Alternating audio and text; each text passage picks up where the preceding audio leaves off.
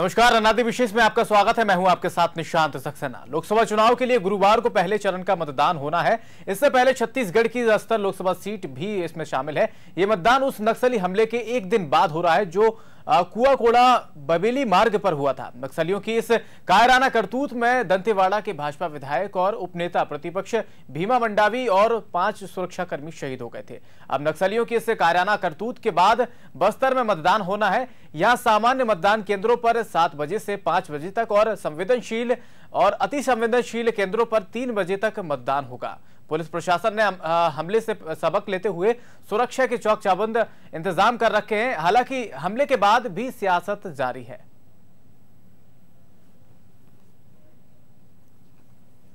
साथी विधायक भीमा मंडावी जी का कल नक्सलाइट बम ब्लास्ट में उनकी हत्या हुई, शहीद हो गए।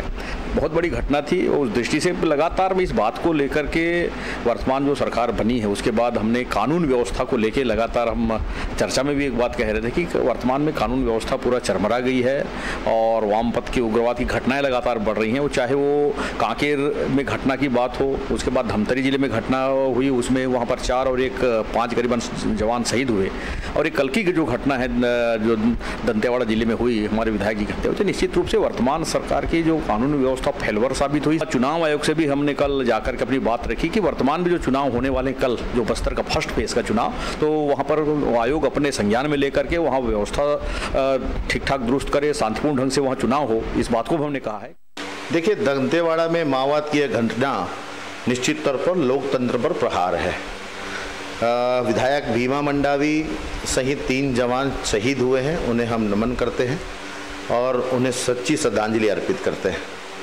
परंतु इतनी दर्दनाक घटना पर जिस प्रकार के आरोप प्रत्यारोप भारतीय जनता पार्टी और भारतीय जनता पार्टी से जुड़े हुए लोग सत्ता या सत्ता पर उंगलियां उठाकर कर रहे हैं, तो मैं समझता हूं मौत पर राजनीति भारतीय जनता पार्टी को इतने संवेदनशील मामले में नहीं करना चाहिए। केंद्र में नरेंद्र मोदी जी की सरकार में रहते हुए कभी वो प्रयास नहीं किया कि इस समस्या को राष्ट्रीय समस्या मानकर उसका निराकरण करें। तो आपको बता दें, लोकसभा चुनाव के लिए गुरुवार को पहले चरण का मतदान होना है और छत्तीसगढ़ की बस्तर लोकसभा सीट में मतदान यहां पर होंगे। ये मतदान उस नक्सली हमले के एक दिन बाद हो रहे हैं जिसमें विधायक भीमा मंडावी की मौत हो गई और 5 सुरक्षाकर्मी भी इसमें शहीद हुए हैं। इसके बाद अब प्रशासन के सामने तमाम चुनौती है, तमाम परेशानियां हैं कि किस तरीके से शांतिपूर्ण तरीके से चुनाव यहां पर संपन्न किए जा सकते हैं। हमारे साथ छत्तीसगढ़ से ब्यूरो हेड जुड़ गए हैं अनिल श्रीवास्तव जी। अनिल जी, अब यहां पर पुलिस प्रशासन के सामने बड़ी चुनौती है कि किस तरीके से शांतिपूर्ण तरीके से यहां पर चुनाव संपन्न कराए जाएंगे और कोई सुरक्षा को लेकर किस तरीके से इंतजाम किए जाएंगे। तमाम सवालात पुलिस के सामने अब आ जाते हैं क्योंकि एक बड़ी घटना के बाद अब चुनाव है 11 तारीख को। तो सही कह रहे हैं, 11 तारीख को मतदान है। मतदान दल वहां रवाना भी हो चुका है और संवेदनशील और अति संवेदनशील क्षेत्र जो है बहुत ही ज्यादा है बस्तर में, और पूरा जो है नक्सलाइट बेल्ट है। अधिकांश विधानसभा जो है उनकी उन नक्सलाइट क्षेत्रों में से प्रभावित है। जैसे चाहे बस्तर हो, चित्रकूट हो, नारायणपुर हो, कोंडागांव हो, दंतेवाड़ा, बीजापुर, कोटा, ये जितनी भी विधानसभाएं हैं वो घोर नक्सली क्षेत्र है जी। और विधानसभा चुनाव में जिस ढंग से व्यवस्था की गई थी, किसी प्रकार की नक्सली हिंसा नहीं हुई और चुनाव जो है 80% तक लोगों ने मतदान में भाग लिया। परंतु वर्तमान में जिस ढंग से घटनाएं हुई हैं कि प्रधानमंत्री की सभा से 4 तारीख से लगातार जो घटना हुई है, 5 दिन के अंदर 10 लोग खत्म हो गए, जिसमें भारतीय जनता पार्टी के एक विधायक जो है भीमा मंडावी जी की भी मौत हो गई। तो इस घटना से वो भी चुनाव से 39 घंटे पूर्व बस्तर विधानसभा है, लोकसभा है, उसमें 39 घंटे पूर्व उनका जो है घटना हो गई और इससे क्या बस्तर के लोग जो है पूरा आतंकित हो गए हैं। ऐसी स्थिति में यह उम्मीद करना कि लोग प्रजातंत्र का जो उत्सव है, लोकसभा चुनाव जो है उसमें जैसे कि 80% 90% वोटिंग विधानसभा में हुई थी, ऐसी उम्मीद नहीं की जा सकती कि लोग 50% से यदि उम्मीद मतदान हो जाए तो बहुत बड़ी बात है जी। वही समय निर्धारित किया गया है। अति संवेदनशील तमाम जो है यहाँ पर केंद्र बनाए गए हैं, संवेदनशील केंद्र बनाए गए हैं इनमें अलग अलग समय रखा गया है, क्या कुछ समय यहाँ पर निर्धारित किया गया है चुनाव आयोग द्वारा? यहाँ पे जो सामान्य क्षेत्र है वहाँ सुबह 7 बजे से लेकर 5 बजे शाम तक किया गया है। संवेदनशील और असंवेदनशील है वहाँ पर 3 बजे तक ही मतदान होगा जी। और उसके बाद पार्टियां जो है अति संवेदनशील और संवेदनशील क्षेत्र में पार्टियां जो है हेलीकॉप्टर से भेजी गई हैं जी। और बस्तर क्षेत्र में जो मतदान दल है वो उनको करीब 35 किलोमीटर जो है वो पैदल भी जाना पड़ता है। 8 तारीख को ही मतदान दल रवाना हो गए हैं, जबकि वोटिंग जो है वो 11 तारीख को है जी। अगर सुरक्षा की व्यवस्था को लेकर अब बात की जाए तो क्या लग रहा है अनिल जी, किस तरीके से इंतजाम प्रशासन द्वारा किए जा रहे हैं, किस तरीके से मुस्तैदी की जा रही है? क्योंकि इतना बड़ा हमला होता है, उसके बाद 2 दिन बाद चुनाव होते हैं, तो एक बड़ी चुनौती कहीं ना कहीं प्रशासन के सामने है। तो क्या कुछ दिखाई दे रहा है क्षेत्र में कि किस तरीके से सुरक्षा को लेकर व्यवस्था की जा रही है? ऐसा बिल्कुल छत्तीसगढ़ में महसूस नहीं हो रहा है, ये सिर्फ खाना पूर्ति हो रही है। चुनाव आयोग भी खाना पूर्ति कर रहा है और पुलिस का सूचना तंत्र बुरी तरह से फेल हो गया है। जब प्रधानमंत्री की सभा के बाद लगातार 5 दिन के अंदर 3 घटनाओं का होना, नक्सलियों द्वारा चुनाव का बहिष्कार करने की घोषणा करना और उसके बाद जो है विधायक की हत्या होना, ये इस बात की ओर इंगित करता है कि पुलिस का जो खुफिया तंत्र जो है वो फेल हो गया है और निष्क्रिय हो गया है और जनता कैसे विश्वास करेगी और जनता कैसे घर से निकलेगी मतदान करने के लिए। अनिल जी, एक सवाल ये भी खड़ा होता है, क्या यहाँ पर जो हमला नक्सलियों ने किया, क्या साजिश के तहत यहाँ पर विधायक जी को निशाना बनाया जा रहा था या फिर किसी और को यहाँ पर निशाना बनाने की कोशिश की जा रही थी, या विधायक दी चपेट में आ गए विधायक का काफिला? नकली जो है वो आतंक फैलाने के लिए ही हमला करते हैं और वो सोचते हैं जो उनके चपेट में आया। बिल्कुल। जैसे महेंद्र कर्मा की हत्या की गई, कांग्रेस के 13 में जो 14 में लोकसभा चुनाव हुआ, उसके पहले 13 में जो है 29 कांग्रेस के नेताओं की भी हत्या हुई थी। तो ये बड़े से बड़े लोगों का शिकार करना चाहते हैं और ये नस्ली जो मुद्दा है एक्चुअल में राष्ट्रीय मुद्दा है, राष्ट्रीय आतंक का मुद्दा है ये। और ये जो है पूरे देश में अपना कब्जा दिखाना चाहते हैं कि हम कितनी बड़ी घटना को हम अंजाम दे सकते हैं। बिल्कुल। तो कहीं ना कहीं चूक प्रशासन की भी मानी जा सकती है, पुलिस प्रशासन की भी मानी जाती है, क्योंकि लगातार हमले होते आ रहे थे, धमकियां यहाँ पर दी जा रही थी, चुनाव का बहिष्कार को लेकर बात कही जा रही थी, लेकिन कोई पुख्ता इंतजाम यहाँ पर प्रशासन ने नहीं किए और एक बड़ी घटना सामने है जिसमें 5 जवान भी शहीद हुए हैं। इसमें एक ही मैं विशेष बात बताना चाहूंगा कि यहाँ पे जो डीएम अवस्थी जो है डीजीपी ने कल पत्रकार वार्ता ली और उन्होंने ये बताया कि उस क्षेत्र के टीआई ने जो है वो भीमा मंडावी को मना किया था कि वहां आप मत जाइए। एक्चुअल में चुनाव का सभा का समय समाप्त हो चुका था और वो व्यक्तिगत संपर्क के लिए निकले थे, लेकिन उनके साथ जो है जो 50 सैनिकों का दल होता है वो नहीं था। तो उनको जब जानकारी मिली टीआई को तो टीआई ने उन्हें बताया, तो उसके बाद भी वो गए, ये निश्चित रूप से। लेकिन यदि उनकी जान को खतरा था तो टीआई की नैतिक जिम्मेदारी है, जिला मुख्यालय है, उन्हें उच्च अधिकारियों को खबर करना था। किसी भी स्थिति में उन्हें विधायक को रोका जाना चाहिए था। चलिए अनिल जी, आप बने रहिए हमारे साथ, आपके पास मैं फिर लौटकर वापस आऊंगा। आपको बता दें कि अब लोकसभा चुनाव को लेकर तारीखों को जैसे पहले ही ऐलान कर दिया गया था, उसके बाद नक्सली वारदातें लगातार बढ़ती जा रही थी, लेकिन पुलिस प्रशासन ने कोई चाक चौबंद व्यवस्था ऐसी नहीं की कि इन वारदातों पर अंकुश लगाया जा सकता है, इनको रोका जा सकता है। लगातार घटनाएं सामने आई और एक बड़ी घटना जो है हाल ही में सामने आई, जिसमें विधायक भीमा मंडावी की मौत हो गई, 5 जवान शहीद हो गए और 2 दिन बाद क्षेत्र में लोकसभा चुनाव है।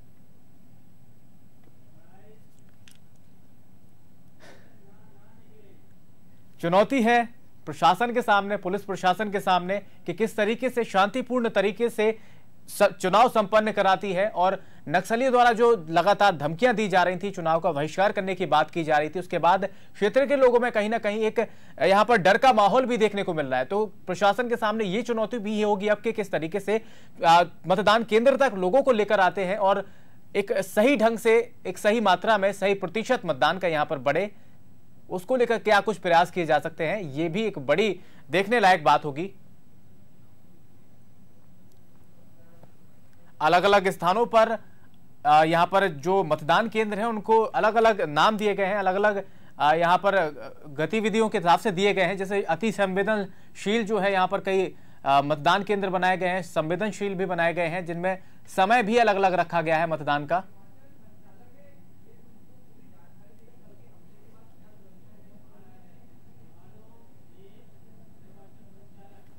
हमारे साथ इस वक्त आलोक जी जुड़ गए हैं, निर्वाचन संचालक हैं। आलोक जी, आपका बहुत बहुत स्वागत है नादी टीवी में। मैं निर्वाचन संचालक नहीं हूं, मैं निर्वाचन में मुख्य निर्वाचन पदाधिकारी कार्यालय में मीडिया सेल का नोडल ऑफिसर हूं। चलिए माफ कीजिए, हम अब ये बताइए कि अब इतनी बड़ी घटना सामने आती है, उसके बाद क्या कुछ इंतजाम यहाँ पर प्रशासन द्वारा किए जा रहे हैं, किस तरीके से, क्योंकि एक चुनौती है, अब निर्वाचन आयोग के सामने भी चुनौती है, प्रशासन के सामने भी चुनौती है कि किस तरीके से शांतिपूर्ण ढंग से यहाँ पर चुनाव संपन्न कराए जाएंगे। जी हाँ, बिल्कुल शांतिपूर्ण ढंग से चुनाव को संपन्न कराए जाने के लिए सारी व्यवस्थाएं और इंतजाम और प्रबंध जो है सुनिश्चित किए गए हैं। जहां तक सवाल कड़ी सुरक्षा है, तो वो काफी कड़ी सुरक्षा के बीच में बस्तर लोकसभा क्षेत्र के लिए जो है सभी तैयारियां पूरी कर ली गई है। संवेदनशील केंद्रों सहित समस्त पूरे क्षेत्र में सतर्कता के साथ में जो है निगरानी भी बढ़ा दी गई है, क्योंकि व्यापक सुरक्षा व्यवस्था के बीच में हमारे मतदान के जो केंद्र है 1880 मतदान केंद्रों में मतदाता अपना मतदान करेंगे। इसके लिए दुर्गम तथा नक्सल प्रभावित क्षेत्रों में मतदान दलों को एयरलिफ्ट करके भी जो है भेजने की व्यवस्था की गई है। मैदानी क्षेत्रों में सड़क मार्ग से भेजा गया है। पूरे बस्तर लोकसभा क्षेत्र में सुरक्षा के पुख्ता इंतजाम किए गए हैं। सुरक्षा व्यवस्था की समीक्षा के बाद मतदान दिवस में मतदान केंद्रों तथा मतदान दलों की वापसी के लिए भी आवश्यक दिशा निर्देश दिए गए हैं कि उनकी सुरक्षित वापसी भी हो। नक्सल हिंसा की घटना के बाद क्षेत्र में गहन सतर्कता बढ़ा दी गई है। पुलिस तथा सुरक्षा बलों द्वारा पल पल की गतिविधियों पर निगरानी रखी जा रही है। और बस्तर लोकसभा क्षेत्र में कड़ी सुरक्षा व्यवस्था के बीच में जो है विगत 3 दिनों से मतदान दलों को रवाना करने का क्रम जारी था और वो आज भी है। और सभी मतदान दल सुरक्षित अपने मतदान केंद्रों में पहुंच जाएंगे। उनकी ओके रिपोर्ट भी हमें शाम तक के मिल जाएगी। और 1880 मतदान केंद्रों में से 1575 मतदान दल जो है बुधवार को रवाना हो गए हैं, जबकि सोमवार को 72 दलों को रवाना किया गया था और 233 दलों को मंगलवार को रवाना किया गया था। इन सभी मतदान दलों में सेक्टर अधिकारी समेत निर्वाचन से जुड़े विभिन्न दल जो है वो उनकी सी-टॉप्स एक एप्लीकेशन है, उसके माध्यम से ये लोग जुड़े रहेंगे। उनकी पल पल की गतिविधियों पर नजर रखी जा सकेगी। सी-टॉप्स एक ऐसा सॉफ्टवेयर है जिसे हम ये मुख्य निर्वाचन पदाधिकारी कार्यालय में उसको गवर्न किया जाता है। सी-टॉप्स का फुल फॉर्म है Chhattisgarh tracking of polling process software है ये, और इसे सी-टॉप्स कहा जाता है। इस एप्लीकेशन के माध्यम से निर्वाचन से संबंधित सभी दलों की गतिविधियों पर नजर रखी जाएगी। जी, वहीं जो तमाम मतदान केंद्र बनाए गए हैं उनमें अलग अलग समय भी रखा गया है, तो क्या कुछ समय रखा गया है? क्योंकि जैसा कि देखा जा सकता है कि सामान्य मतदान केंद्र जो है उनमें 7 से 5 बजे का समय रखा गया है, संवेदनशील के लिए अलग रखा गया है, अति संवेदनशील के लिए अलग समय रखा गया है। क्या कुछ समय निर्धारित किया गया है? उसके लिए समय का जो निर्धारण है वो उसके लिए बाकायदा जो है गजट नोटिफिकेशन भी हुआ है। भारत निर्वाचन आयोग के आदेशानुसार जो है बस्तर लोकसभा क्षेत्र के 4 विधानसभा क्षेत्रों में सुबह 7 बजे से 3 बजे तक का है, जो अति संवेदनशील क्षेत्र के रूप में जो जाने जाते हैं, वो 7 बजे से 3 बजे तक का है। और शेष 4 विधानसभा क्षेत्रों में जो है वो 7 बजे से 5 बजे तक का समय है। जी, क्या है, लोगों के मन में कहीं ना कहीं अब डर बैठ गया है, क्योंकि एक बड़ी वारदात सामने आती है और उसमें नक्सलियों द्वारा लगातार जो है चुनाव के बहिष्कार को लेकर भी बात कही जाती है। तो लोगों को मतदान केंद्र तक लाने के लिए क्या कुछ इंतजाम किए गए हैं? मतदान केंद्र तक तो वो स्वस्फूर्त ही आते हैं। और दिव्यांगों के लिए जरूर यह व्यवस्था की गई है कि वो उनके लिए वोटर एक हेल्पलाइन, एक सॉफ्टवेयर भी है और सभी उसके लिए जो है वो वोटर हेल्पलाइन में कि मतदान केंद्रों में उन्हें जो जो सुविधाएं उपलब्ध कराई जाएंगी, खाना पानी प्रकाश का इंतजाम जो है सुनिश्चित किया गया। और हर एक मतदान केंद्रों में व्हील चेयर भी जो है दिव्यांगों के लिए मतलब रखा गया है। और सभी मतदाता जो है स्वस्फूर्त और निर्भीक और भयमुक्त होकर मतदान करेंगे, इसकी सारी व्यवस्थाएं पूर्व से सुनिश्चित की गई है। चलिए, बहुत बहुत धन्यवाद हमारे साथ जुड़ने के लिए, तमाम बातचीत करने के लिए। तो आपको बता दें कि यहाँ पर मतदान को लेकर तमाम पुख्ता इंतजाम किए गए हैं। टेक्नोलॉजी का भी उपयोग किया जा रहा है, किस तरीके से मतदान सही तरीके से संपन्न हो सके, शांति तरीके से संपन्न हो सके, इसको लेकर तमाम इंतजाम शासन प्रशासन द्वारा किए जा रहे हैं। निर्वाचन आयोग के निर्देश अनुसार भी तमाम इंतजाम तमाम मतदान केंद्रों पर किए गए हैं और टेक्नोलॉजी का उपयोग करके मॉनिटरिंग जो है इन पूरे मतदान की जाएगी। तो आपको बता दें कि बड़ी घटना के बाद अब प्रशासन ने तमाम इंतजाम कर रखे हैं, तमाम तैयारियां कर रखी हैं। काफी ऐसे मतदान केंद्र हैं जहां पर एयरलिफ्ट करके जो कर्मचारी हैं, जो मतदान दल है, उसको भेजा जाएगा, वहां पहुंचाया जाएगा, मतदान कराया जाएगा, संपन्न कराया जाएगा। उसके बाद पुनः उनको एयरलिफ्ट करके वहां से वापस मुख्य जो केंद्र बनाया गया है वहां पर पहुंचाया जाएगा। तो इंतजाम तमाम प्रकार के लिए गए हैं, सुरक्षा व्यवस्था और बढ़ा दी गई है सभी क्षेत्रों में।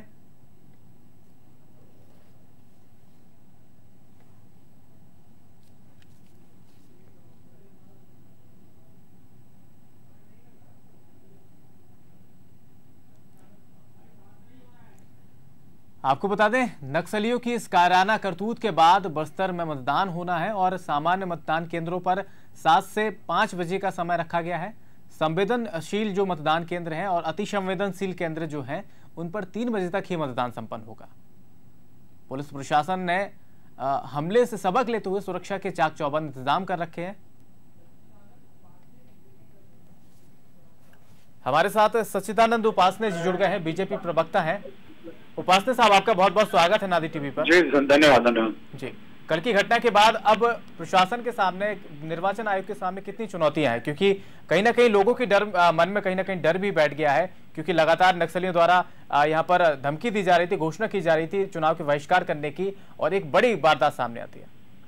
जी, निश्चित रूप से कल हम लोगों ने, भारतीय जनता पार्टी के प्रतिनिधिमंडल ने निर्वाचन आयोग से भेंट कर उनको इस बात का एहसास कराया कि ये सरकार और ये प्रशासन जो है ये लोकतंत्र के इस महापर्व को निर्विघ्न रूप से संपन्न करने में पूरी तरह सफल साबित हुआ। कहीं न कहीं अनेक संदेहों को जन्म देने वाला ये घटनाक्रम है और निश्चित रूप से हमने इसीलिए कहा कि निर्वाचन आयोग पूरी व्यवस्था को अपने हाथों में ले और अपनी मॉनिटरिंग में सारी चुनावी व्यवस्था को करे।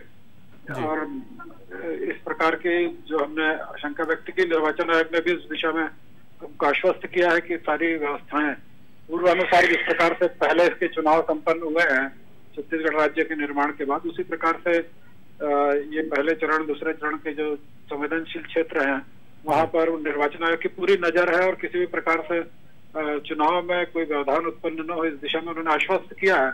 और निश्चित रूप से आपको विश्वास है, चुनौती तो निर्वाचन आयोग के समक्ष बहुत बड़ी है और जो घटनाक्रम हुआ है, लगातार 4-4, 5-5 घटनाएं इसी चुनाव के ठीक पहले हुई हैं, तो ये एक चुनौती बहुत बड़ी है।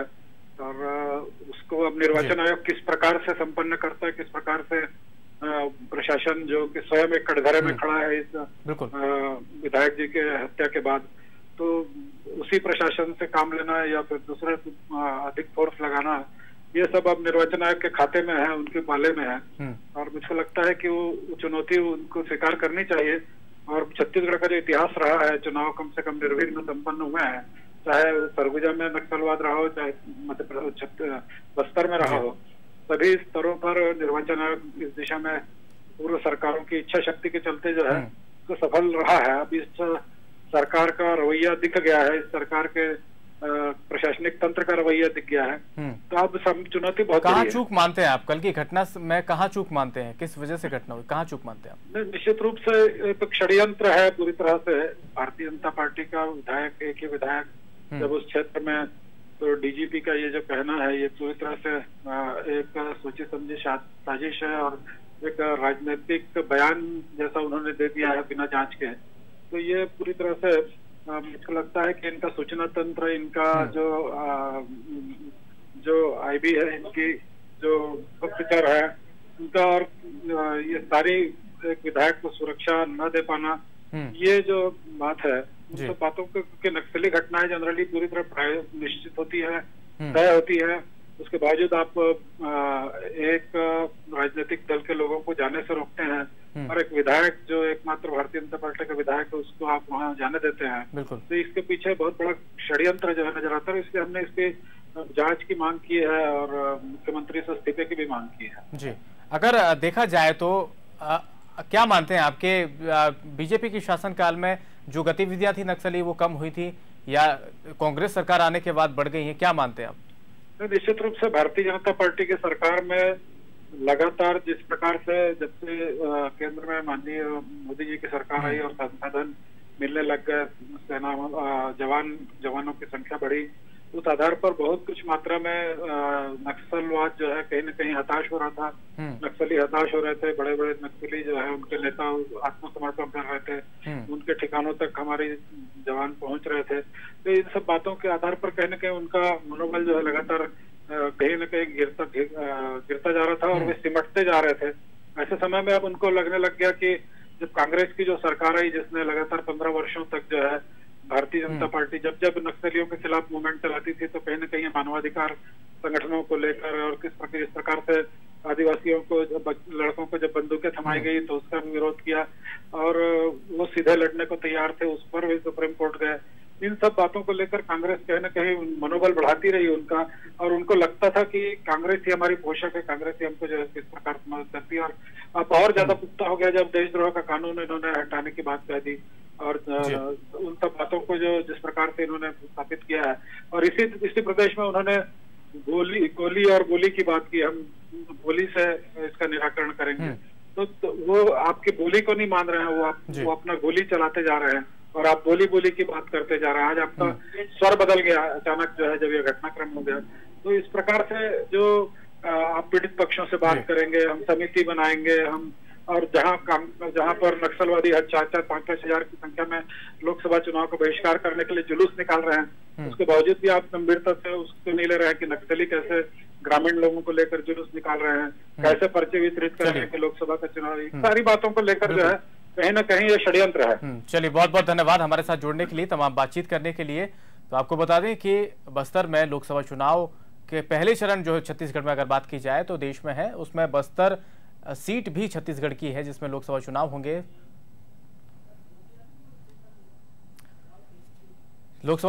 और वहां पर देखा जाए तो अब जो नक्सली हमला सामने आया है, एक बड़ी चुनौती प्रशासन के सामने है, पुलिस प्रशासन के सामने है कि किस तरीके से शांतिपूर्ण तरीके से चुनाव संपन्न करा पाते हैं। लोगों के मन में कहीं ना कहीं एक डर है क्योंकि नक्सलियों ने एक बड़ी वारदात को अंजाम दिया, लगातार यहां पर धमकियां देते नजर आ रहे थे नक्सली और चुनाव के बहिष्कार को लेकर भी बात कर रहे थे। तो अब कहीं ना कहीं लोगों के मन में एक डर सा भी बैठ गया है। तो मतदान केंद्र तक किस तरीके से यहां पर लोगों को ले जाने का काम करती है प्रशासन, ये देखने वाली बात होगी। और कल चुनाव है, तमाम तैयारियां की जा रही हैं, तमाम इंतजाम किए जा रहे हैं, शांतिपूर्ण तरीके से संपन्न कराने को लेकर प्रयास भी प्रशासन के रहेंगे। फिलहाल इस खास पेशकश में इतना ही। देश और दुनिया की तमाम खबरों के लिए आप बने रहिए नादिन न्यूज़ के साथ।